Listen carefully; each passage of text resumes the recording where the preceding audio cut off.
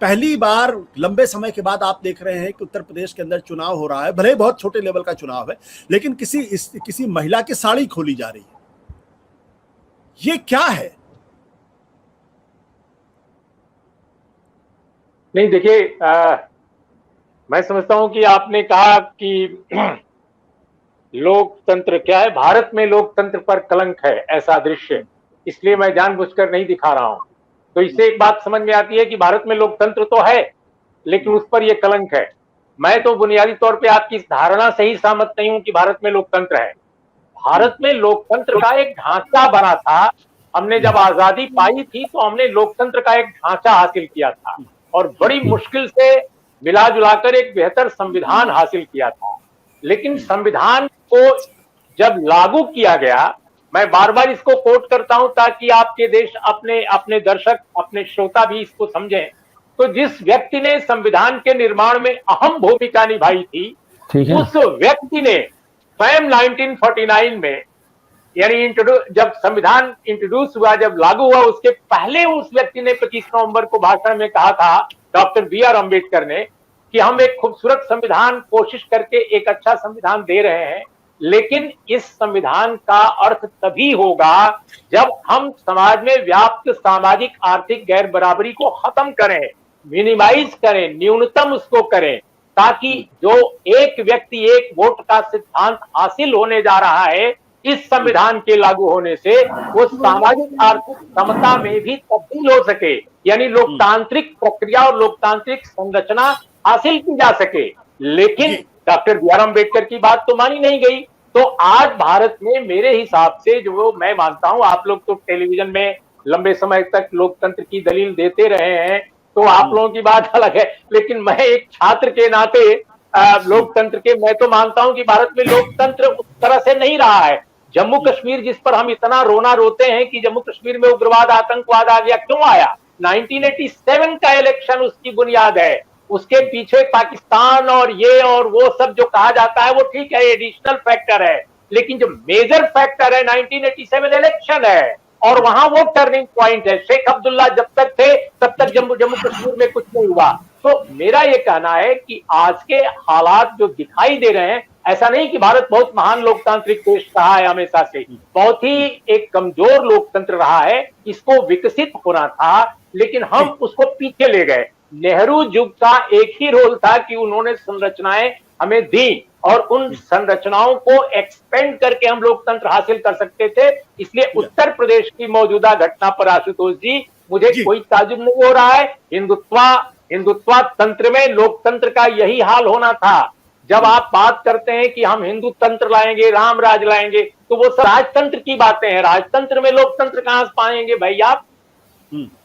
But Urmilesh जी, अभी यही Bharatiya Janata party थी जो पश्चिम बंगाल के ऊपर लगातार हमले कर रही थी, और पश्चिम बंगाल में जो पंचायत का चुनाव था उसके बारे में कहा जा रहा था कि पूरा का पूरा चुनाव लूट लिया तृणमूल कांग्रेस ममता बनर्जी ने। जिस तरीके से वहां निर्विरोध चुने गए, जो दूसरी पार्टियों को लोग थे उनको नामांकन करने का अनुमति नहीं दी गई, उन पर लगातार हिंसा हुई। आज लगभग वही मॉडल उत्तर प्रदेश के अंदर रेप्लिकेट करने की कोशिश की जा रही।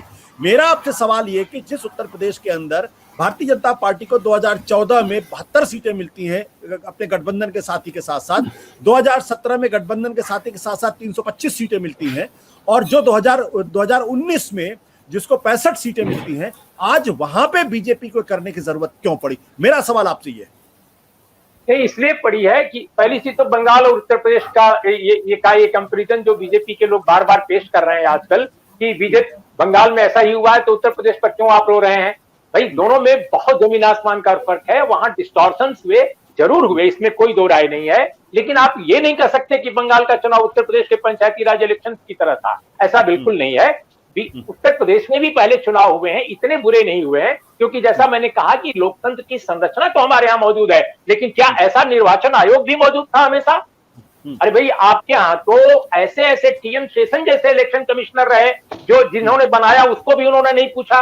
कांग्रेस के लोगों ने ही तो बनाया था उन्हें इलेक्शन कमिश्नर, लेकिन उन्होंने कांग्रेस के खिलाफ भी काम किया जहां उनको लगा कि कांग्रेस वाले गड़बड़ कर रहे हैं।